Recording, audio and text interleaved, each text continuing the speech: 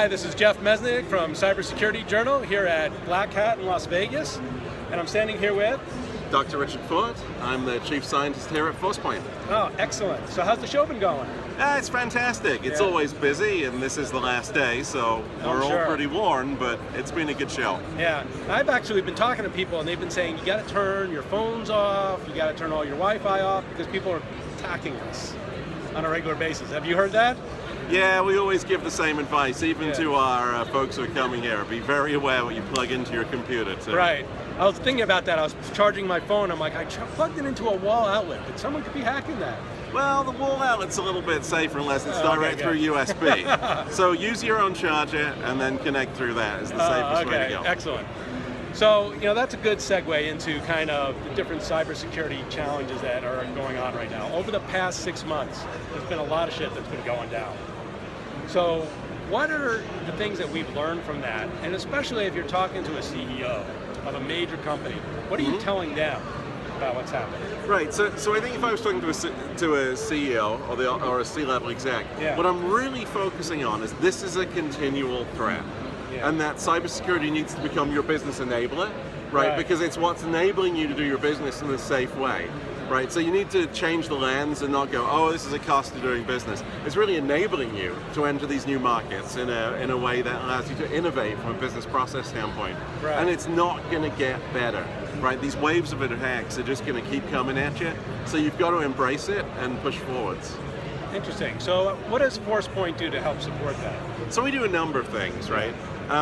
We obviously have the 4 business units across that with our next generation firewall, secure web gateway, email, but I think the biggest thing that we bring to the table is that we're starting to look at this through a new lens, and that's the lens of the human point. And if I was a CEO, I would be starting to look at, can this new paradigm really help? Because right now we don't have enough employees, we don't in our security workforce, and so can we build tools that take better advantage of the people that we have? And Forcepoint believes yes, and that's really what we're focused on. So when you say kind of better advantage of the people you have, can you kind of implement better workflow through cybersecurity products, and how does that happen? Yeah, so improve the workflow. So right now you have hundreds of thousands of events, but maybe only a couple of thousand users. If you can take a more user-centric, person-centric, data-centric look through that data, instead of looking at 100,000 events, I might be able to focus on my topmost 10 riskiest users. That's a lot more manageable, and especially in a place where we're lacking in terms of workforce. Because if those users become vulnerable, then you have a east-west problem that people have been talking about. That's exactly right. So by using this lens again of the human point where a human actually accesses the data and making certain you understand that you're protected at that point, you can reduce friction, get better business value, and better protection.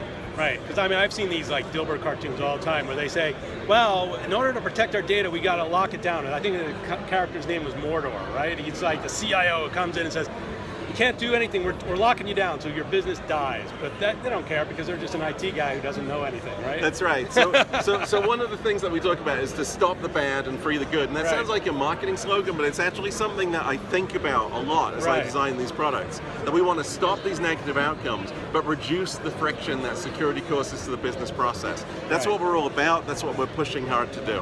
That's a great line. I like that, reducing the friction. Because there is so often that's what the IT managers are looked at as, just creating friction for me trying to get my job done. Well, that's right. So there's sometimes a tension between the CIO and the CISO, because the CIO is the business innovator, and they need to be supported by the office of the CISO. Right, and then the CEO comes in and basically has to implement and push these folks together to kind of make a good, solid decision. It certainly can work that way. We've also seen a lot of places where it's a perfect partnership between the CIO and the CISO. Well, that's important. That's great. Excellent. Well, look, it's been fabulous talking to you. This has been really interesting for us. Well, it's been my pleasure. Thank you very much. So I hope the rest of the show goes great for you guys, and I'll talk with you soon. This is Jeff Mesnick with Cybersecurity Journal. I'm here with Dr. Richard Ford. Thanks a lot. Thank you.